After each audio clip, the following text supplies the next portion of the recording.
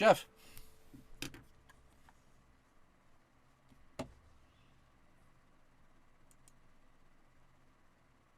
I think Hello, your screen. everyone. I'm not as I don't have any slides prepared, but I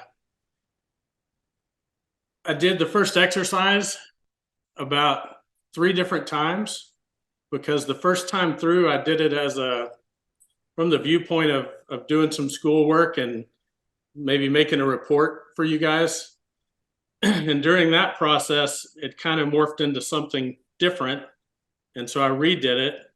And then during the review of it this weekend, Saturday morning, actually, it turned into something completely different for me. So I'll just share what that was. I'm sure Ken knows. He'll probably laugh at us as we discover it, but whatever the science is behind this program, it's pretty remarkable. I know you guys, I don't have time to explain it all, but one of my biggest aha moments came during the review. I just wanted to make sure I was prepared to talk to you guys. So I was going to polish up my script and have everything perfect. And then I realized the truth is not about giving you guys a perfect book report on, my grandfather or whatever. So I discovered that I had a real fear of failing in public on a personal level. Professionally, I'm in public all the time. I'm training people, I'm receiving training, and during my job, the news cameras are there. I've got bosses everywhere. Our aircraft are wired up with sensors that send data back every second of every single thing I do. So in that regard, I live in public all the time, but on a personal level, it was different. And it goes all the way back to my grade school years. And it was a story I heard Bill tell on one of the recordings I watched, the same exact experience that I just didn't take a positive thing away from that. So that's been a huge breakthrough just in this first lesson for me. The first exercise was about family.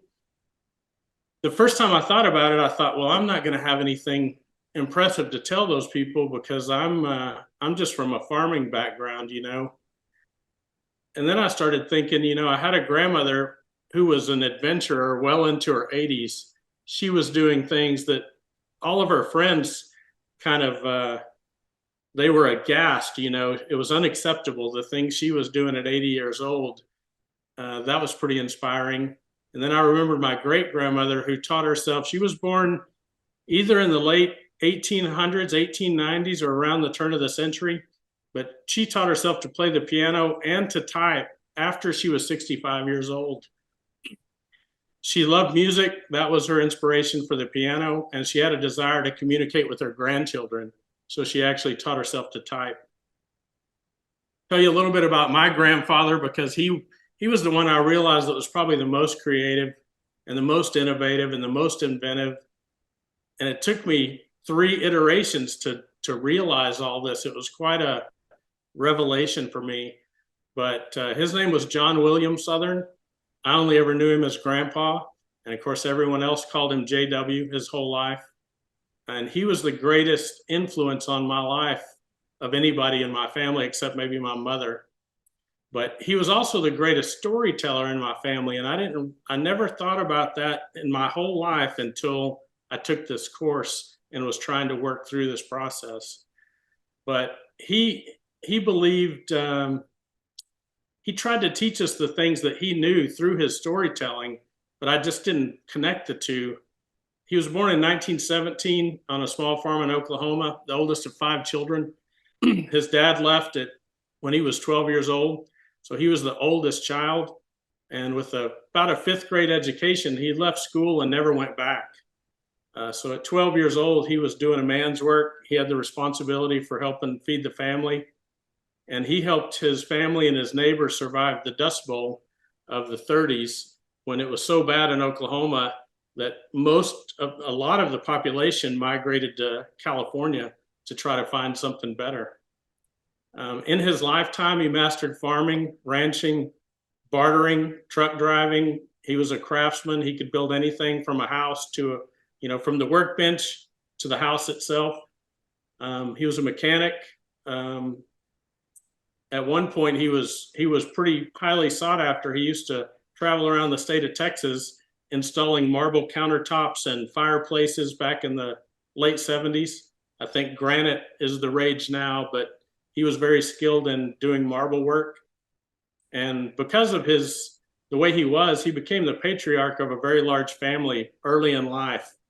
And at one point, he was delivering some of their farm goods for sale in New Mexico, and he realized that there was a much better opportunity for his family in New Mexico. So not only did he move there, but he moved his extended family too. His brothers and sisters and all their families all moved with him out to New Mexico. That's where my dad was born. And they lived there for a long time, farming and ranching. And then my mother's family originated in Central Texas. So after my parents' marriage, my grandfather went down to visit my mother's family and to get to meet them. And he fell in love with the hill country of Texas, which is full of rolling hills and trees right in the center of the state. But it has lakes and rivers, and the farmland is really fertile, and it's got good grazing for cattle. So he moved, once again, his family there. His brothers and sisters were too established to make that move, so they stayed in New Mexico. The interesting thing is he had to be about 45 years old, maybe 50 when he moved there, but he considered himself a Texan until the day he died. And he was an Oklahoman who went to New Mexico, and then he went to Texas. But I guess that just shows you what impact at that point in his life that place had on him. He was super confident. He was a little small guy, about 5'8". I'm only 5'9", but he was smaller than me. He could do anything, but he was also very thoughtful and deliberate and very patient in everything that he did.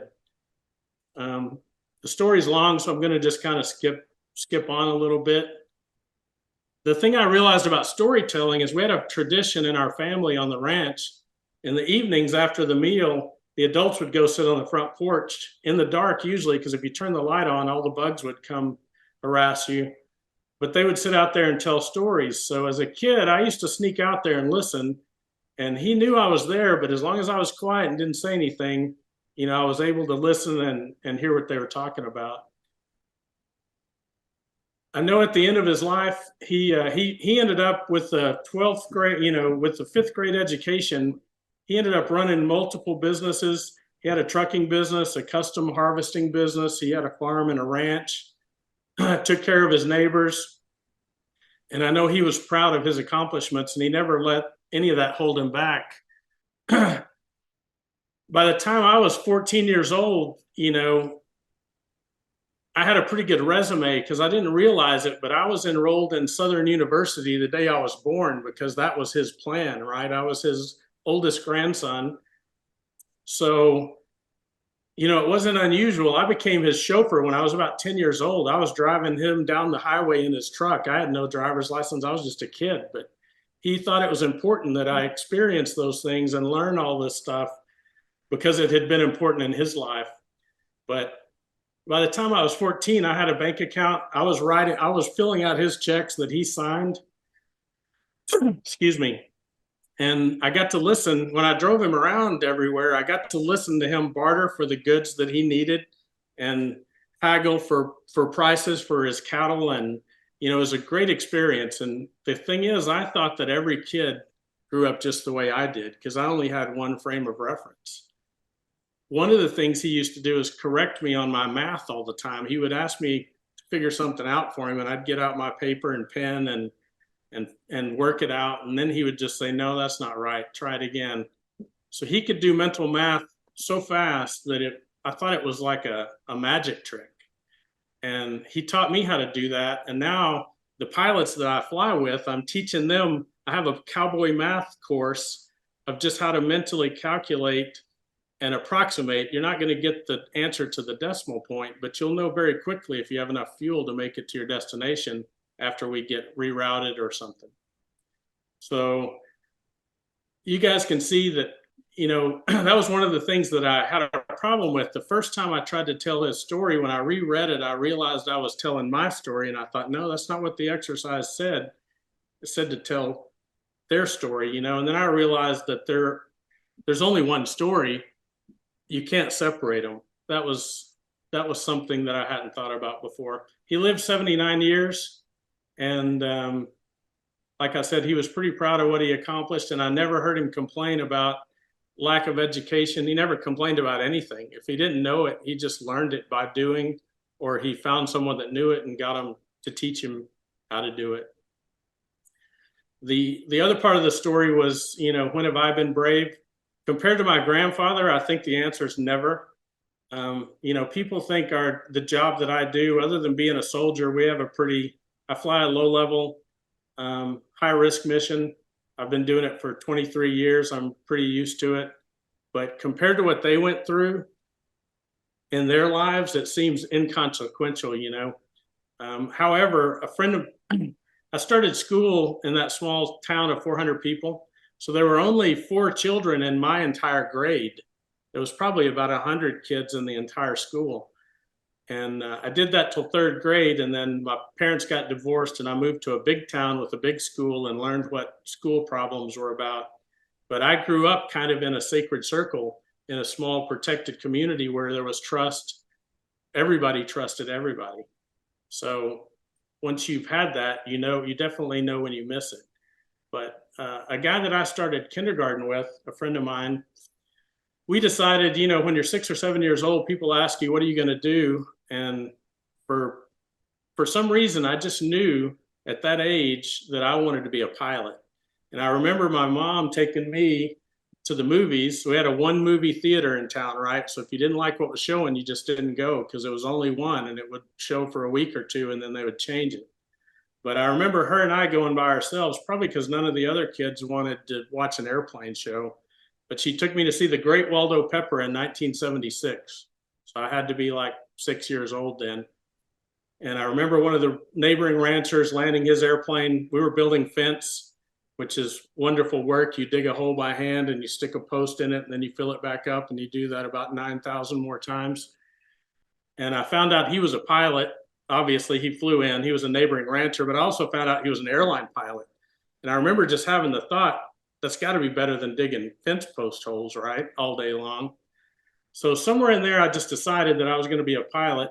And my friend Clint, he decided early on that he was going to go to West Point. Not only was he going to go into the Army, he was going to go to West Point. And at first, we were kind of heroes, right? In 6, 7, 8-year-old children, they were like, yeah, that's cool. We want to be a pilot too. But by the time we split up, but we remained friends. He stayed there and I moved away. But by the time we got to high school, you start getting ridiculed. They say, you're never going to be a pilot. And, I'm sure they told him, do you know how hard it is to get into West Point? You're just a farm kid from a small town in Texas. But as it turned out, I've spent my whole life flying airplanes and he went to West Point. So that was kind of an aha moment. I don't know where to go from there. Damien, I want to thank you for your question on Sunday because I've been listening to Ken for 6 years and I learned about trading from Ken. And then I had a realization that there's a difference between knowing about trading and knowing about what Ken does and knowing trading and knowing how to trade. And the fact that wall was there for this amount of time is just kind of embarrassing because in aviation, I consider myself kind of an expert and other people do too. I teach the stuff that I know, but in aviation, you can read all the books that have ever been written about airplanes and you'll know more about them than I do. Even though I spent 30 years in the business, I don't know everything there is to know about airplanes. I have people all the time that come up and tell me things I don't know about different parts of aviation, and that's part of the great thing about it. But if you want to know airplanes, you've got to come with me and go fly. That's the only way you're going to know airplanes, but you can learn all about them in a book. So I know a lot about trading, and I think I was one of those 65% traders that it was good enough to keep going, but inside me, I knew that it didn't meet my standards. So I've made a commitment to my work in progress is to take at least 3 trades each day on a 3-minute chart, tortoise style, take the screenshot, journal the trades, log the trades, going to do it for 30 trades, look at the data, and then just keep on trading. and I'm about 15 trades in. It's going well. I've got a trading journal, a real trading journal for the first time in my life. And I kept putting all that off because I wanted to be able to do it perfectly before I even started doing it, which is another crazy thing. Because if you've never done anything, you're not going to be good at it. You just have to know that you're going to be bad and just do it anyway. So I just opened up a blank page in Microsoft Word because that was the first thing that came to mind. And I just started typing my journal from scratch, and it's working perfectly fine right now. I'm sure I'll improve on that as I go. Same thing, I just have my own Excel spreadsheet. I started documenting my trades in detail with the idea of having a histogram at the end and some real data that someone could look at and that I can look at and see, measure everything I do objectively. And that's a first for me. I've been trading for 30 years and I make money trading. Some years I make a lot of money trading, but I don't have the skills on the short time frames, and I can't trade all markets. So I see that my performance is very market dependent, and I end up sitting out a lot of the time and looking back saying, wow, there's a lot of traders that made money during this time, but I wasn't one of them. So I'm working on those things I talked about. I'm looking for an accountability partner, which I've never had before. I've just traded in isolation. And one of the things that Damien's question was inspirational when Ken answered it the other night, Sunday, or the other morning. And then I read something that Ken's probably got all over the place, but it says, stop trying to be perfect and do something useful to others. You know, get over yourself. So this is me getting over myself, and I hope you guys hold me accountable. Aho.